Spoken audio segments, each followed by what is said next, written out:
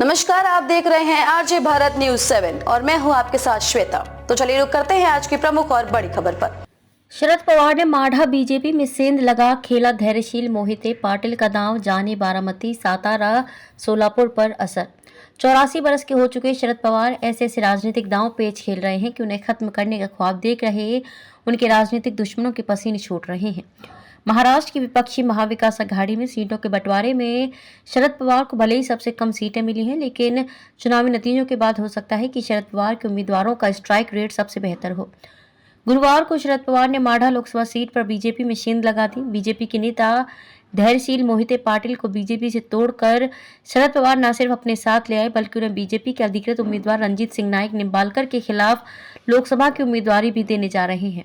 इस दांव का असर बारामती सातारा सोलापुर पर भी पड़ेगा। माढ़ा सीट पर बीजेपी ने जब से रंजीत सिंह नाइक निम्बालकर को अपना उम्मीदवार घोषित किया है, तब से विवाद बढ़ गया है। इस बार बीजेपी की टिकट पर चुनाव लड़ने की इच्छा मोहिते पाटिल परिवार की थी, लेकिन बीजेपी ने उन्हें मौका नहीं दिया।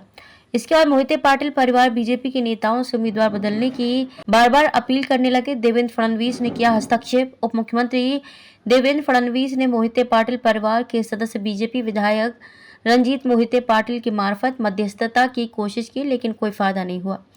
इस बीच बीजेपी उम्मीदवार रंजीत सिंह नाइक निम्बालकर की उम्मीदवारी के खिलाफ एनसीपी नेता और विधान परिषद के पूर्व सभापति रामराजे नाइक निम्बालकर का सपोर्ट भी मोहिते पाटिल परिवार को मिल गया। इसके बावजूद बीजेपी उम्मीदवार बदलने को राजी नहीं हुई। आखिरकार मोहिते पाटिल परिवार वापस शरद पवार के पास पहुंच गया।